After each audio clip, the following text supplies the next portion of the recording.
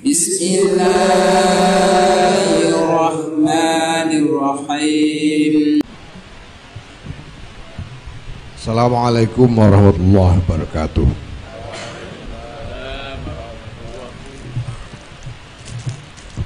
Alhamdulillah wa syukurillah wa salatu wassalamu ala rasulillah Sayyidina Maulana Muhammad ibn Abdullah wa ala alihi wa sahbihi wa wala.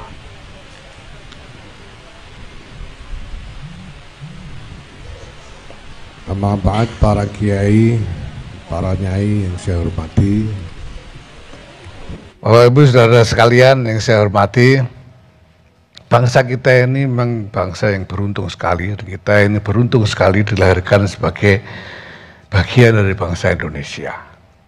Kita sangat beruntung, pertama karena kita ini menjadi satu bangsa secara sejati sebagai hasil dari giringan sejarah sekian lama. Jadi ketika kita bicara tentang bangsa Indonesia ini, bangsa beneran ini, yang tumbuh berkembang menjadi bangsa beneran melalui giringan sejarah selama berapa abad. Mulai dari zaman Sriwijaya dan seterusnya, kita menjadi sungguh-sungguh punya rasa kebangsaan yang sejati. Ini sebetulnya kalau kita bandingkan dengan berbagai negara atau bangsa yang lain, ini cukup langka sebetulnya. Cukup langka. Kalau saya bandingkan misalnya dengan negara-negara di pantai utara Afrika misalnya. Apakah bangsa Maroko misalnya punya akar sejarah yang begitu dalam seperti yang kita miliki? Tidak.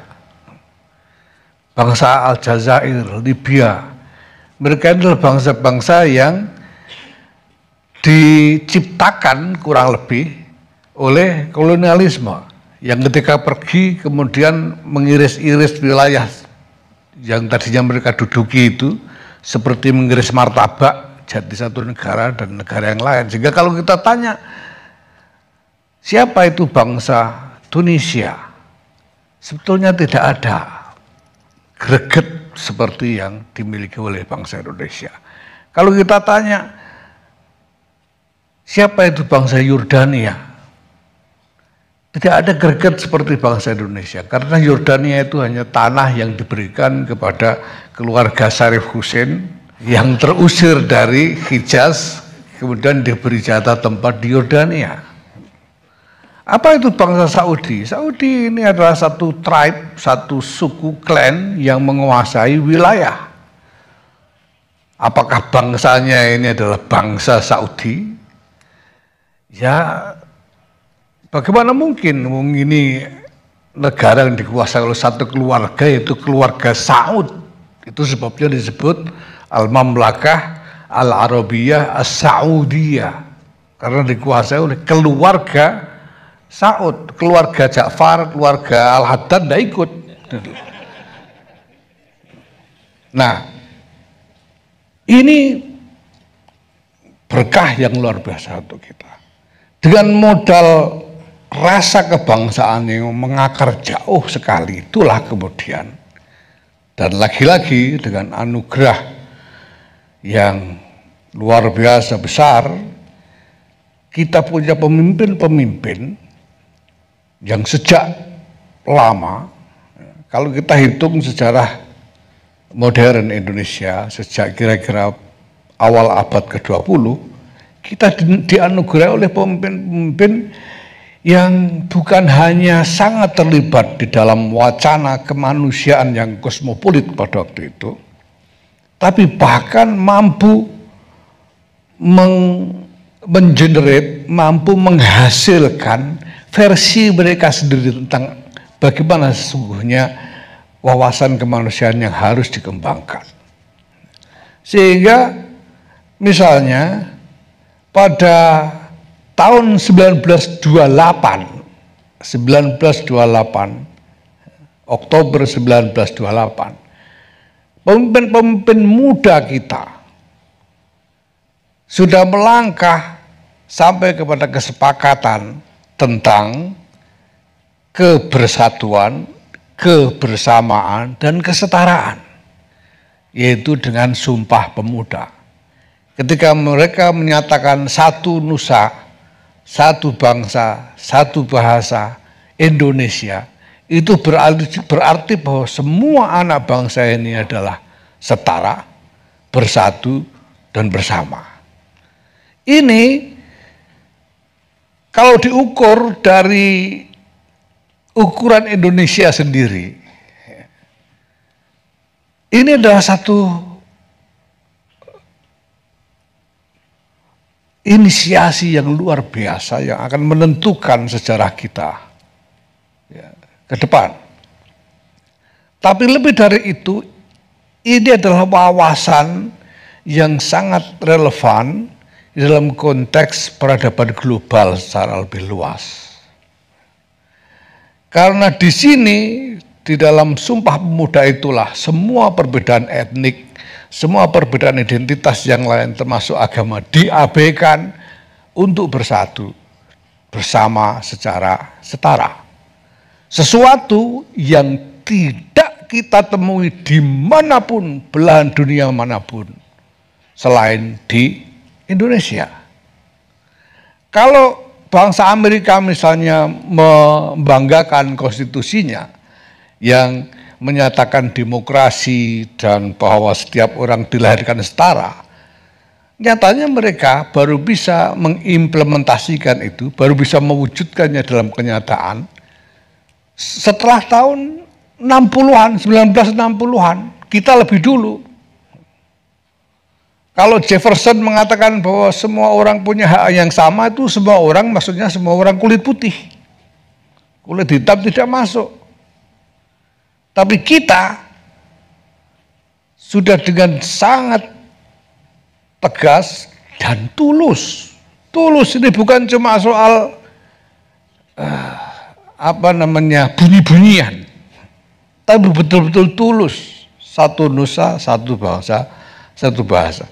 Inilah yang kemudian menuntun perjuangan pergerakan nasional kita sehingga mencapai kemerdekaan, ya, dengan konsolidasi gagasan yang justru semakin kuat, semakin kokoh, mengarah kepada basis kemanusiaan, sehingga Indonesia ini diproklamasikan sebagai negara kebangsaan. Dan sehari sesudah proklamasi ditetapkan Undang-Undang Dasar 1945 sebagai dasar negara, yang tegas-tegas di situ fondasi dari seluruh konstruksi kebangsaan dan kenegaraan yang dibangun itu adalah kemanusiaan universal, bahwa sesungguhnya kemerdekaan ialah hak segala bangsa. Dan oleh sebab itu maka penjajahan di atas dunia harus dihapuskan karena tidak sesuai dengan peri kemanusiaan dan peri keadilan. Ini luar biasa. Sampai sekarang saya belum menemukan tandingan bagi konstitusi negara seperti yang kita miliki ini dari konstitusi-konstitusi negara lainnya. Nah, maka Bapak Ibu sekalian, kita pertama-tama harus melihat bahwa filosofi, falsafah kebersamaan dan kesetaraan ini bukan hanya sebagai modal, tapi sebagai mandat proklamasi. Ini penting supaya kita pertama tidak membuka pintu bagi penyangkalan atas falsafah kebersamaan dan kesetaraan ini. Karena ini sudah menjadi mandat proklamasi. Kalau kita masih mau Indonesia, ya kita harus berpegang teguh pada kesetaraan dan kebersamaan. Kalau ada yang tidak mau setara, tidak mau bersama, berarti tidak mau Indonesia. Dan kedua, makna pentingnya adalah bahwa ini merupakan mandat untuk membangun peradaban yang relevan, bukan hanya untuk Indonesia saja, tapi untuk peradaban global untuk seluruh umat manusia. Kalau kita lihat sekarang, sebetulnya yang dibutuhkan oleh umat manusia hari ini adalah suatu tatanan, suatu kehidupan bersama yang menyediakan ruang yang setara bagi semua orang, terlepas dari perbedaan latar belakang apapun. Dan ini sebetulnya visi yang baru. Dulu sebelum Perang Dunia Kedua, dunia ini adalah rimba pertarungan antar identitas yang tidak segan-segan diwujudkan ke dalam kekerasan dan perang. Dulu itu perang itu normal. Islam dengan Kristen itu perang ratusan tahun. Bagaimana perang salib sampai 3 kali. Bagaimana perang antara Turki Utsmani melawan kerajaan-kerajaan Kristen Eropa. Perang normal pada waktu. Jadi aslinya dulu Islam sama Kristen itu musuhan. Dan ini berlangsung lama sekali. Begitu juga misalnya Islam dengan Hindu, ini konflik luar biasa di India, yang sangat mendalam dan ratusan tahun terjadi. Bukannya itu, kalau kita lihat misalnya Islam yang Sunni dengan yang Syiah, ratusan tahun terlibat konflik dan peperangan. Kristen juga sama di Eropa, yang namanya Spanyol, Belanda, Italia, Perancis, Inggris itu tidak pernah perang di semua front, baik darat, laut maupun udara. Ini seperti pil obat mabuk. Darat, laut, dan udara perang semua mereka.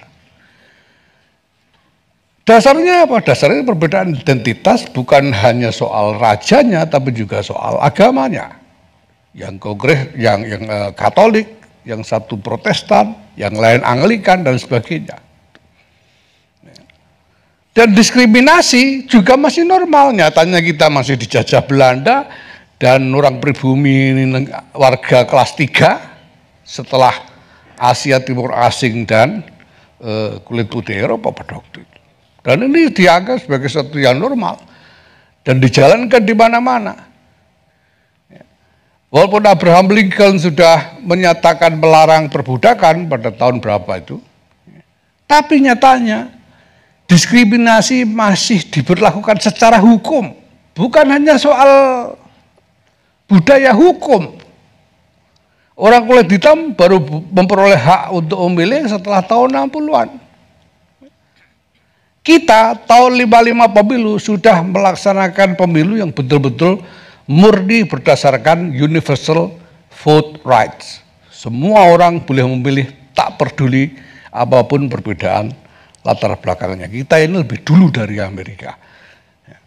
Dan sekarang kita bisa lihat bahwa di tengah berbagai macam gejolak yang terjadi di dunia ini, sebetulnya jawabannya ada pada visi Indonesia tentang peradaban ini, yaitu bahwa sesungguhnya kemerdekaan adalah hak segala bangsa. Dan penjajahan di atas dunia, penjajahan apapun, termasuk penjajahan mafia, penjajahan ekonomi, penjajahan bukan hanya penjajahan politik, penjajahan budaya dan lain sebagainya harus dihapuskan karena tidak sesuai dengan peri kemanusiaan dan peri keadilan. Nah maka Bapak Ibu sekalian, agama-agama sebetulnya sampai hari ini masih dalam pencarian tentang bagaimana agama harus berfungsi di dalam konteks realitas kita hari ini. Kenapa? Karena konflik telah berlangsung begitu lama sehingga menjadi kemapanan. Bahkan dilembagakan di dalam berbagai layer keberagamaan, termasuk dalam wacana-wacana tentang ajaran-ajaran, di dalam tafsir-tafsir tentang ajaran. Dilembagakan konflik ini. Pandangan bahwa kelompok di luar kelompok agamanya sebagai musuh, sebagai saingan, sebagai lawan.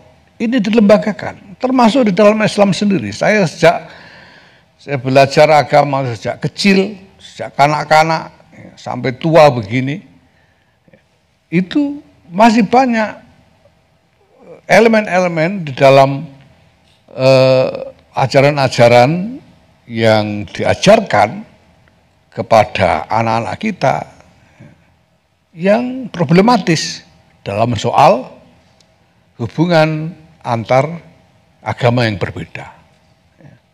Kemarin tahun 2019 Nahdlatul Ulama menggelar Munas Alim Ulama di Banjar, dan dari bahsul masail diskusi di antara para ulama itu kemudian disimpulkan bahwa kategori non-muslim atau kafir tidak lagi relevan dalam konteks negara bangsa modern. Jadi ini bukan soal sebutan kafir atau tidak kafir. Bukannya soal sebutan yang kafir diganti non-muslim, tidak. Ini soal konsekuensi dari kategorinya, konsekuensi hukumnya. Karena kenapa harus dikatakan begitu? Karena di dalam wawasan klasik, dalam wawasan yang lama, kategori kafir itu membawa konsekuensi diskriminasi. Nah, sekarang dengan adanya tatanan berupa negara bangsa modern ini, kita nyatakan bahwa kategori non-muslim bukan yang soal sebutan. Waktu itu yang diributkan itu soal sebutannya, katanya. Kenapa nggak boleh ngomong kafir, harus non-muslim? Nanti Qurannya dirubah, ya ayyuhalladzina kafaru jadi ya ayyuhalladzina non-muslim gitu, bagaimana gitu. Diribut, padahal bukan soal sebutan. Disebut non-muslim juga, kalau masih didiskriminasi sama saja. Yang kita tidak mau adalah diskriminasi sebagai konsekuensi dari status, sebagai konsekuensi dari kategori. Dan ini merupakan wawasan yang sama sekali baru, belum pernah ada sebelumnya. Di negara-negara yang lain, ulama di negara-negara yang lain, seperti di Timur Tengah misalnya, sampai hari ini belum berani menyatakan hal yang sama. Karena kuatnya pelembagaan dari wawasan ini. Karena dulu konflik memang begitu lama terjadi sehingga menjadi kemapanan. Dan sampai sekarang masih ada konfliknya. Sampai hari ini masih ada konfliknya. Dan konfliknya juga memang melawan kafir. Ya, di berbagai titik di Timur Tengah itu. Sehingga mereka belum berani menyatakan hal yang demikian. Tetapi kita bisa lihat Bapak sekalian, kalau ke depan, kalau ini kita biarkan terus, pandangan yang melihat lian, melihat kelompok lain sebagai lawan, sebagai musuh ini kita biarkan, peradaban umat manusia ini tidak akan selamat. Karena yang terjadi adalah konflik yang menjadi kerusuhan, karena di mana-mana orang dengan perbedaan latar belakang identitas hidup berdampingan, bertetangga satu sama lain. Sehingga kalau kita perbolehkan permusuhan antar identitas, yang terjadi adalah kerusuhan di mana-mana, rusaknya dan runtuhnya tatanan masyarakat, dan ujungnya tidak bisa kita tolak adalah keruntuhan peradaban secara keseluruhan. Nah, bagaimana kita menemukan posisi agama di tengah-tengah keadaan seperti yang kita alami hari ini? Karena kalau kita harus meninggalkan agama tidak mungkin. Karena iman itu, orang kalau sudah iman itu tidak bisa ditawar. Maka saya bilang ketika ada yang murtad, saya bilang ya kalau murtad berarti memang ya dari sononya belum Islam, saya bilang. Makanya bisa murtad. Kalau sudah iman betul tidak bisa sudah. Begitu juga kalau ada orang Katolik misalnya masuk Islam berarti belum Katolik gitu. Kalau sudah terlanjur Katolik susah. Karena terlanjur iman. Jadi tidak bisa kita menganggap agama meninggalkan agama. Tapi bagaimana posisi agama? Nah, kita juga mungkin tidak ingin agama ini sungguh-sungguh diasingkan dari ruang publik. Agama mungkin memang perlu dihadirkan di ruang publik. Saya sebagai seorang yang beriman, saya ingin melihat ekspresi agama di ruang publik. Tapi dengan cara apa? Biasanya orang-orang itu mengejar kehadiran agama di ruang publik dalam bentuk simbol-simbolnya. Dalam bentuk simbol-simbolnya. Dan kehadiran dalam ruang politik dalam bentuk orang-orangnya, itu muslim atau tidak muslim. Pilih muslim aja, walaupun koruptor itu nanti masuk surga masih gitu. Non muslim itu walaupun jujur nanti masuk neraka, misalnya begitu. Ini melihat kehadiran di dalam ruang politik sebagai orang. Orangnya muslim atau enggak. Bahkan juga di ruang ekonomi, sehingga tempo hari ada yang bilang ini Indonesia ini yang yang miskin muslim semua. Sebagian besar muslim yang kaya, sebagian besar non muslim. Seolah-olah orang-orang kaya itu menjadi kaya karena non muslim. Atau yang muslim itu menjadi miskin karena muslim. Sehingga kehadirannya diukur dari orang. Nah, saya kira kita perlu kembangkan satu wawasan baru tentang kehadiran, tentang fungsi agama ini, yaitu bahwa agama ini perlu kita hadirkan secara lebih substansial. Nilai-nilai yang kita hadirkan.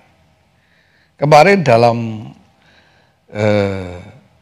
forum yang diprakarsai oleh NU, yaitu R20 di tengah-tengah G20 kemarin, salah satu kesimpulan dari diskusi itu adalah bahwa kita ingin agama ini, nilai-nilai agama ini diinfuskan, diresapkan ke dalam kebijakan-kebijakan ekonomi politik, supaya kebijakan-kebijakan ekonomi politik itu dan di dalam struktur ekonomi politik itu sendiri diwarnai oleh nilai-nilai agama. Nah, dengan cara apa? Ya dengan cara mewujudkan nilai substansialnya tentang keadilan, tentang rahmah, tentang kesetaraan, kejujuran, dan lain sebagainya. Nah, ini saya kira yang perlu kita upayakan, kita kembangkan untuk Indonesia masa depan.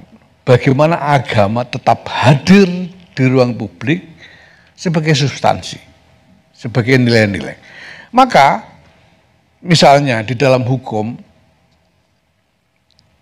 saya juga ingin syariat Islam ini bisa diresapkan di dalam hukum-hukum yang menjadi produk ke legislasi kita. Tapi dengan cara apa? Ya dengan cara bahwa elemen nilai yang diperkenalkan itu diintrodusir sebagai kepentingan umum. Jadi kalau kita misalnya menginginkan satu nilai Islam ini bagi yang Muslim, ya, ingin mempromosikan suatu nilai Islam untuk dilembagakan secara hukum, kita harus sediakan argumentasi universal. Jangan menuntut hanya berdasarkan Quran dan hadis. Itu namanya parsial. Hukum harus imparsial. Kecuali hukum-hukum yang bersifat fakultatif, seperti hukum keluarga, soal nikah, talak, cerai misalnya, itu kan fakultatif. Hukum keluarga, dan sudah diberikan ruang oleh negara. Tidak masalah. Tapi hal-hal yang menyangkut kepentingan publik secara luas, ya, kita harus kembangkan, harus ada argumentasi universal yang bisa diterima secara universal. Bukan hanya berdasarkan kepentingan sepihak dari satu kelompok saja. Maka terus terang saja, saya sampaikan secara terbuka, saya sebetulnya kurang setuju dengan gagasan tentang perda-perda syariat misalnya. Karena perda-perda syariat itu mengasumsikan afirmasi kepada kelompok Islam saja. Sementara yang kafir-kafir tidak atau diabaikan kepentingannya. Seolah-olah. Nanti saya kira tidak tidak konstruktif bagi pemeliharaan harmoni kehidupan masyarakat kita. Nah, kita harus temukan cara, ya kita ingin, dan saya kira bukan cuma Islam, umat Katolik, umat Hindu, umat Buddha dan lain sebagainya ingin bahwa nilai-nilai agama mereka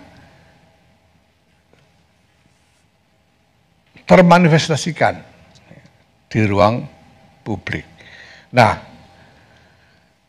yang harus kita upayakan adalah bahwa manifestasi itu dalam bentuk nilai-nilai substansialnya, bukan hanya simbol-simbol formalnya dan bukan hanya orangnya. Itu sebabnya kita menolak sekarang ini, menolak politik identitas, kita menolak agama dijadikan senjata politik untuk menggalang dukungan. Karena itu akan berbahaya sekali. Dan sudah ada contohnya. Kita tidak mau seperti India, kita tidak mau seperti Nigeria, Somalia, dan lain sebagainya. Tidak boleh. Maka kita harus cegah betul, jangan sampai agama dan identitas primordial ini dijadikan senjata politik. Tidak boleh. Nah, lalu siapa yang harus kita pilih? Ya, orang yang mewakili kredibilitasnya sendiri sebagai pribadi. Maka saya nyatakan tidak boleh, tidak akan ada calon presiden atau wakil presiden atas nama NU misalnya. Kalau ada calon orang NU jadi calon itu atas nama kredibilitasnya sendiri, bukan atas nama NU. Karena ini juga bibit dari politik identitas kalau kita turuti. Nah, dengan demikian kita bisa mencegah kompetisi yang berpotensi membawa dampak destruktif terhadap harmoni masyarakat. Dan ke depan, kalau kita berhasil membangun konstruksi sosial politik, ekonomi, di mana agama memperoleh fungsi, ya, mendapatkan fungsi yang proporsional, yaitu menjadi penyumbang bagi nilai-nilai, ya, penyumbang bagi terwujudnya kehidupan yang lebih baik berdasarkan nilai-nilai substansial dari agama itu, kita sesungguhnya menyumbangkan model yang sangat dibutuhkan oleh peradaban dunia seluruhnya. Nah, mudah-mudahan dengan modal semangat kebangsaan kita ini, kita mampu sungguh-sungguh merawat berkah istimewa dari Indonesia ini, dan di masa depan sungguh-sungguh menghadirkan Indonesia sebagai role model bagi peradaban dunia, insya Allah. Terima kasih. Wassalamualaikum warahmatullahi wabarakatuh.